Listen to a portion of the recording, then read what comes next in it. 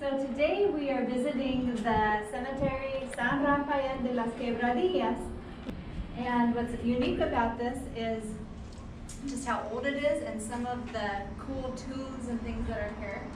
And of course there's the ghost stories here that include a French woman who comes here late at night and cries and tries to lull her baby daughter who died long ago.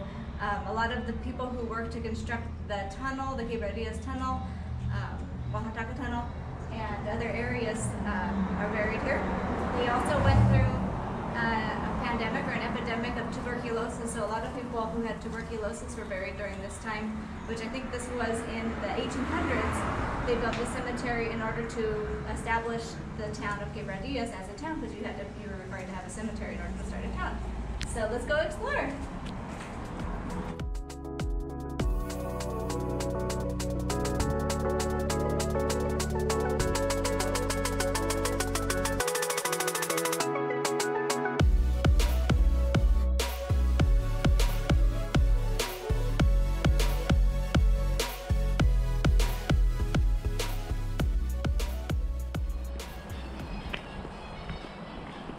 A lot of above ground too. It's a classic of the time period and of the climate. Most of these don't have names or dates on them.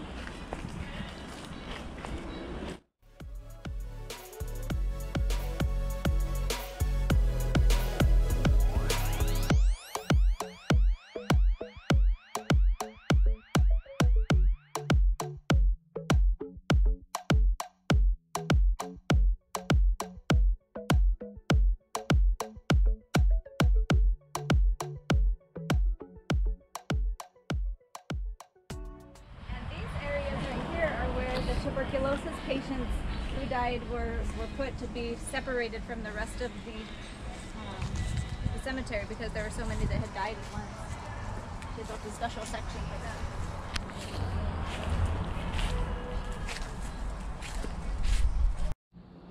And this is the only modern person that is buried here.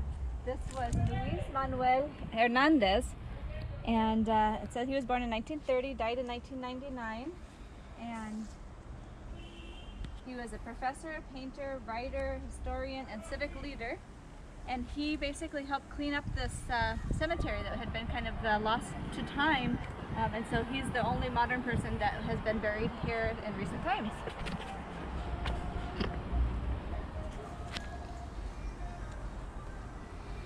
And this, of course, always holds at your heart when you see a small tomb like this. It was probably a child that was buried or entombed here. So,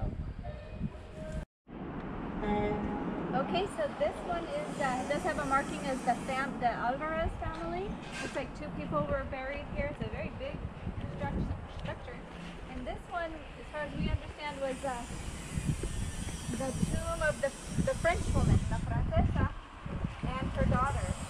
So the one who, the ghost spirit consoles her baby child at night that kind of scares people is down in this tomb here.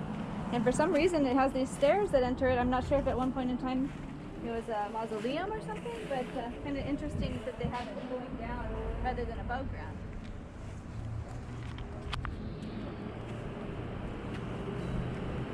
And then of course here's a full obelisk, which is common in Gothic architecture.